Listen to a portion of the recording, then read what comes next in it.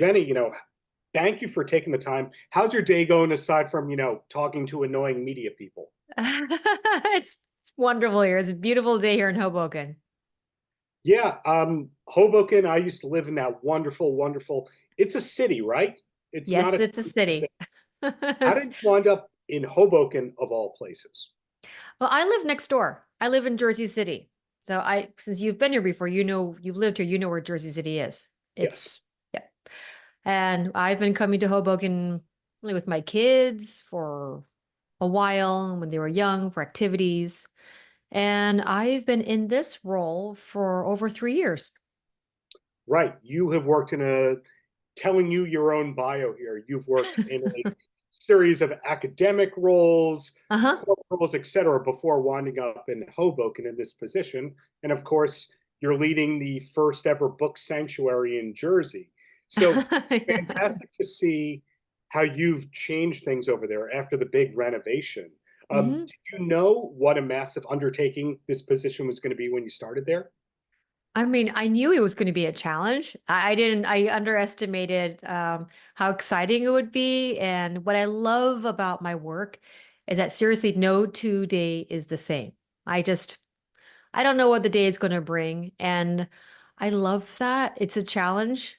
But if I wanted something more regular, I probably would have stayed in academic, you Sure. know? And then nowadays, besides me interviewing you, USA Today is talking about you, et cetera. Did you know about that public facing side of the job Mhm. when you're getting your master's? When I was getting my master's many, many decades ago, no, well, almost 2 decades ago, no, I didn't. I knew about the public facing side when I got into administration, into management. And I wasn't that much of a public facing side in when I was at the college. I was Dean of Libraries of Hudson County Community College. And actually, right before then, I was a school librarian. I loved being a school librarian. But Mhm. one of the things that actually appealed to me about coming to public libraries was that the director is the face of the public library and gets to talk to everyone in the community. I liked that. I was up for that. So it speaks a lot about when the job title is librarian, yet you're actually managing all the people that are coming in and out of it. You're managing the public policy. Uh-huh. There's renovations going on. It's almost like your position has very little to do with the books except protecting the intellectual property of the and the intellectual integrity of the whole thing. Have you interviewed a lot of directors? Because you said that really well. Yeah, you're right. I'm lucky I have a great team here. I think any director would tell that to you. And I rely so much upon the wonderful staff here who do the daily work of talking to our customers, of course, lending out materials, making sure the building stays open, while, the director in my role, yeah, I do all the things you just said. So being the first book sanctuary Mhm, in New Jersey, what mhm. was the process of that like? I know what the blowback was, and now it's all a positive, positive thing. But what was the process of becoming that? Yeah, the blowback you mentioned actually came before we declared ourselves to be a book sanctuary. A year and a half ago now, June 2023, we held a citywide banned book readathon. We timed it with Pride Month here in New Jersey. Mhm. And that's what kind of got us on the map because the book banners came after us because they started to spread misinformation and they said all the same things they say about everyone else, all the libraries across the country that were trying to, share inappropriate materials to young children. And, they accused me of being a groomer and pedophile, which is unfortunately at this point, I think every library director probably has received such an accusation. Yeah. Anyhow, the event went on beautifully, and what we realized after the event, and despite all the hate that we got on social media, I mean, our Twitter post got over 800,000 views, which is very unlikely, unlike for most of our social media posts. We don't get anywhere close to that kind of, Sure. engagement. We wish we would, and we're working towards that. But after we held the Banned Book Readathon, it was a beautiful event. The community came out in force and read, and we had elected officials reading. We realized, you know, this this, this vitriol that we experience is not who we are as a community. It came from entirely outside of Hoboken. And it's a pattern we've seen across the country. So we decided to take a further step and make a much more public statement about who we are as a community, which Hmm. is we oppose censorship. We want all the stories. We make them accessible. We want to hold events about it. We will never take this for granted.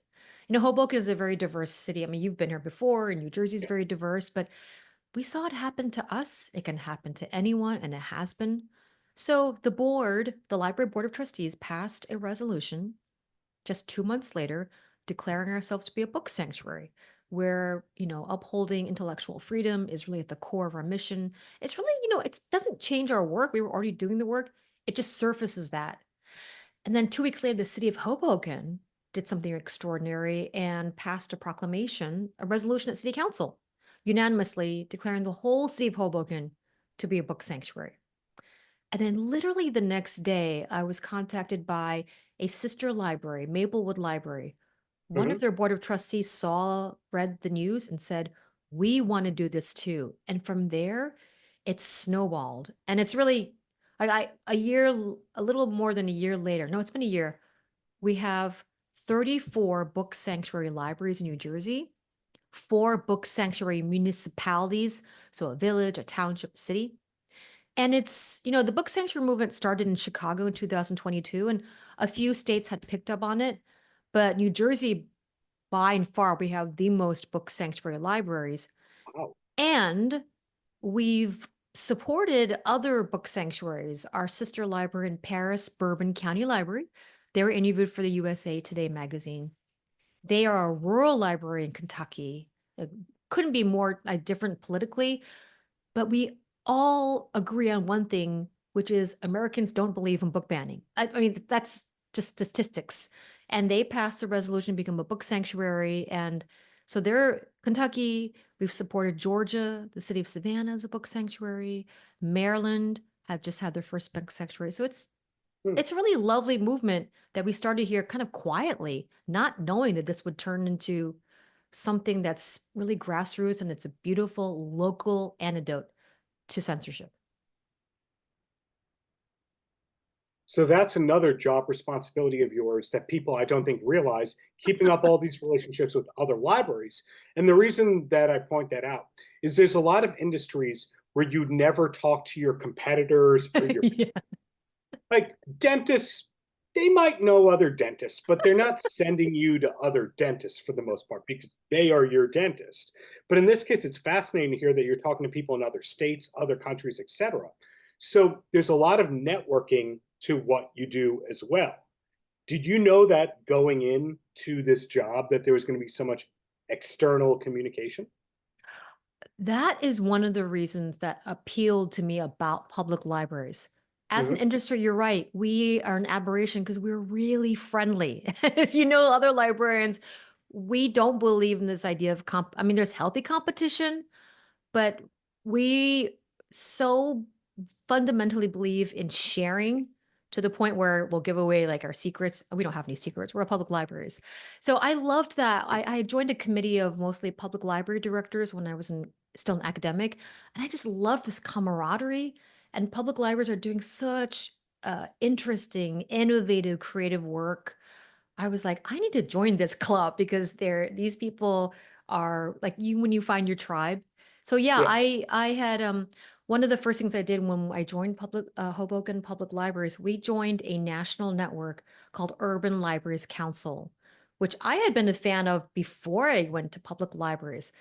And this national network of libraries, I call them all sisters, includes Chicago, NYPL, Brooklyn, uh, you know, um, LA, all the Seattle, my hometown. And that entry, I mean, I know most of the directors of these huge systems, but gosh, it couldn't be a nicer, friendlier, more helpful group of people. So absolutely, I had hoped to network more, and this has wildly exceeded my expectation. And going back to what you were talking about earlier, because this attack on intellectual freedom has really affected all of us, it's Hmm. brought us up a lot closer because we are all feeling it in big and small ways. And because of this network, actually, that's really how the book sanctuary movement has also helped to grow. Our sister library in Texas, Harris County, they're a member Mhm. of the Urban Libraries Council. I mean, this is the county where Houston sits. I mean, it's Texas. They're the first book sanctuary in Texas. And I will tell you, if you want to look up their book sanctuary resolution, it is fire. Like, it is absolutely incredible because, again, this is something like a fundamental American value that everyone can get behind. Really, truly, everyone is that no one wants their freedom to read to be taken away from, Sure. whichever line. So, yeah, to answer your question, I expected it and it's widely exceeded my expectation. And I love this about being a librarian in this industry. And the last thing I want to ask about, when I was a kid and you go to Uh-huh. the library, like there was some VHS tapes, some DVDs, but when I used to go to the Hoboken library, you'd see video games, and that's Mhm. now a normal thing. When I was a kid going to the library and you saw that there was a musician or a performer at a library, it usually wasn't anything you'd ever want to see. And my hometown library here in Long Beach, Long Island, New York, DMC from Run DMC has performed at the library. Cool stuff happens. Awesome. When did you start to see that things evolved Mm. where there was not just such a big divide between pop culture and library, meaning that libraries could cover and feature the mainstream and Mm. maybe even be a stop on the press tour of celebrities. I mean, I've been in this career for a little over 17 years. I have just personally have seen this wave of yeah, bringing mainstream welcoming pop culture into our libraries probably over the last 10 years. I'm sure there are libraries that have been doing it much longer. So I apologize to those libraries. Please don't don't call me up. But you're right. We have, like the Lindas who performed in, the LA library, right?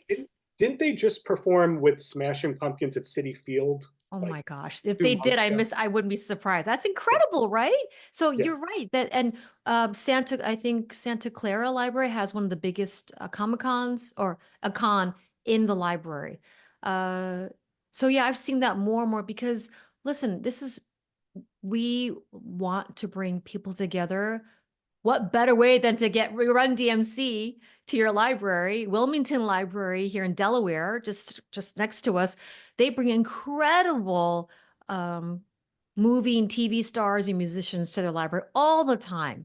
And they have like CNN anchors like Don Lemon come and talk about their books. So I see more and more of that happening in libraries because look, we're a hub for our communities. We're free, we're open. Anyone can come check out a program. So I'm delighted by this trend. I see it continuing and growing. And the last real question here. When There's they're all real questions. Thank you. when you are in Hoboken and you're Mhm, not in the library, is there mhm, a recommended spot for coffee or a snack mm. that you go, this is where you should go because I like it? Oh gosh, yes, there are. So really hip place in Hoboken is called The Hive. And they opened a place in Jersey City right around where I live. Oh, And what's great, if you have young kids, there's a play area. So it's like heaven. You can have your coffee and your kid can play. But they also sell these incredible cinnamon rolls that are only in the weekend that sell out. I think within the hour, they come out of the oven. So the Hive, but I also love, yeah, there's so many good coffee shops now in Hoboken. And as a Seattleite, that delights me because we started that coffee trend like 25 years ago. right. Yeah, I'm trying to think. There was a new Cuban coffee shop. Sorry, Colombian coffee shop that just opened uptown. Oh, I can't think of their name. I was just there. It was really good. But yeah, there's no shortage of great coffee places here in Hoboken. So the key is when you come to Hoboken, you Yeah. go to the library, get the coffee, lots. Yeah. But Lots to do. Yeah. but thank you for the service that you provide to everybody, and really looking forward to what's to come from you, the library system, and so forth. Thank you, Darren, for having me. It was such a pleasure just chatting with you. And you're a great host. You're really knowledgeable. So thank you for sharing the story far and wide. Paltrocast.